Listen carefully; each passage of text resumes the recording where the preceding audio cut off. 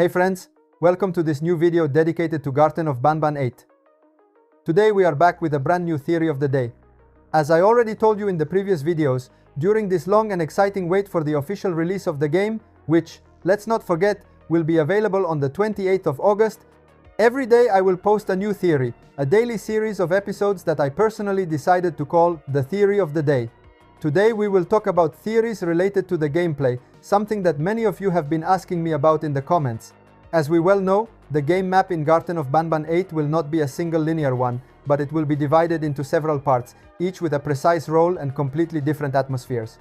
The main areas confirmed so far are the prison, a dark and mysterious place, inhabited by mascots imprisoned or used for experiments. This could be the start of our adventure, or maybe a zone where we get trapped and must escape. The clinic, an environment that, just from the name, promises uneasiness. The city. The caves, the darkest and most mysterious side of Garten of Banban 8. A section that recalls a pure horror atmosphere, with dark tunnels, secret passages, and maybe some hidden mascot watching us from the shadows. So, today we will focus exactly on how these four main areas could influence the gameplay. It won't just be a matter of setting, but each part of the map will probably have a significant role and different mechanics, creating an experience that is always new and unpredictable. So stay with me until the end of the video, because we will analyze the possibilities together, make connections with the previous chapters of the saga, and build a stronger theory on how the gameplay of Garten of Banban 8 will be. But before we start, subscribe to the channel if you haven't done it yet, and leave a nice like, so you help me keep this daily theory series alive more and more together with you. Let's start with the caves. I want to begin with this area because, out of all of them, it is the one that has been talked about the least so far. In fact, if you have followed the teaser trailers and the official trailer, you will have noticed that the caves never appeared. There are no scenes or visible clues. Yet we know this area will be present in the game because it was officially confirmed by the EUPHORIC brothers through a screenshot they posted on Discord. The screenshot, however, does not reveal much. It only shows a rocky surface, which seems to be covered by something strange, probably givanium, the substance that, as we know, will be very important in Chapter 8. Even though visually we have very little information, what we do know is already enough to start making some interesting guesses. To confirm the importance of this area, Faris made it clear some time ago that the caves would be the most difficult part of the game. And this is a key detail because it already gives us an idea of the type of challenge we will face. We can therefore imagine that, once inside the caves, players will have to face very dangerous enemies or particularly tricky situations where every wrong step could be fatal. Moreover, we must consider another aspect. The caves will be very dark and gloomy. This detail is not trivial at all because darkness will not only increase tension and the horror atmosphere, but also make it more difficult to navigate and spot potential threats. Think about it.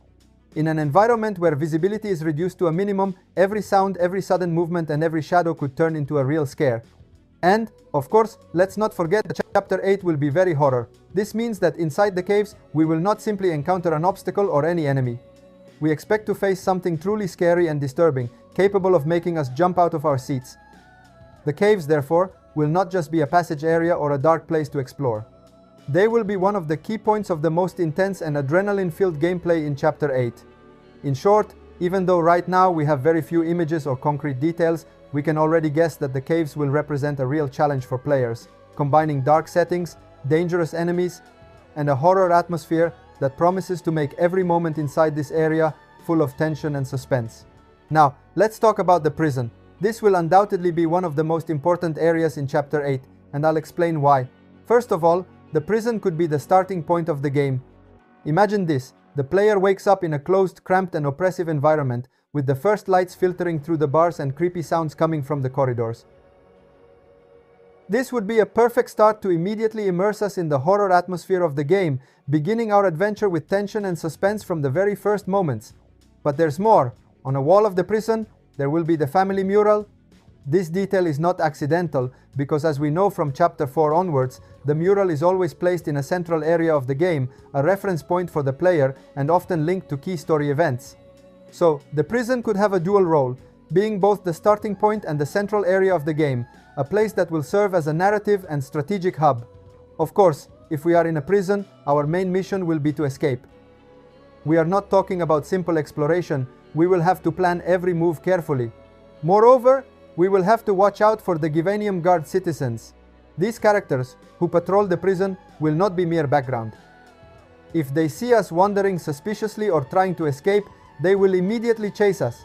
This adds another level of challenge because the player will need to be quick, quiet, and clever, avoiding detection and finding strategies to evade surveillance. In short, the prison in Chapter 8 will not just be an area to pass through. It will be a crucial place for both story and gameplay, an environment that combines suspense, challenge, and narrative, where every step can make the difference between success and failure. The combination of the mural, the possibility of being the central point, and the presence of the guard citizens will make this area one of the most intense moments of the game. Now, let's talk about the last two areas of Chapter 8, the city and the clinic. Let's start with the city. Personally, I think this area will mainly serve as a connecting place between the other zones of the game. For example, if we want to move from the prison to the clinic, we will almost certainly have to go through the city. But don't think this path will be simple or free of dangers.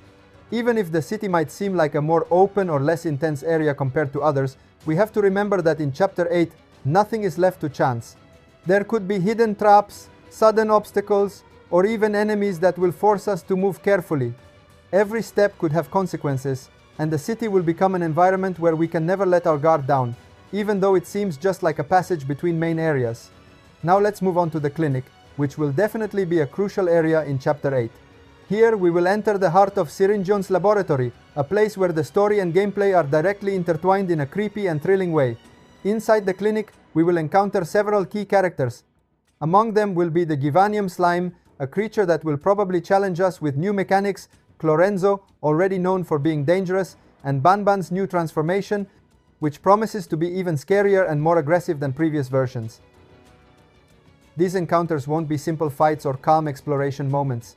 Clorenzo and Banban's new form will be very dangerous, and every mistake could cost us dearly. We will need to be clever, quick, and ready to react in any situation. The clinic will thus become a true focal point of Chapter 8, both for the story and for gameplay challenges, a place where every action and choice will truly matter. And finally, we can't forget a question many of you are already asking. When will we meet Flambeau? Well guys, this is a great question, and I think it deserves its own deep dive. For this reason, I could dedicate a next video of the Theory of the Day series to it, so we can analyze all the details and make guesses about when and how this character will appear in Chapter 8. That said, we've reached the end of this video. I hope this detailed overview of the main areas of Chapter 8 was fun and helped you imagine the gameplay and possible challenges that await us. Don't forget to subscribe to the channel and leave a big like if you enjoyed the video, so you won't miss any of the upcoming daily theories about Chapter 8 and all the official updates that will come. Thanks everyone for watching, stay tuned for more theories and curiosities, and I'll see you in the next video. Bye bye.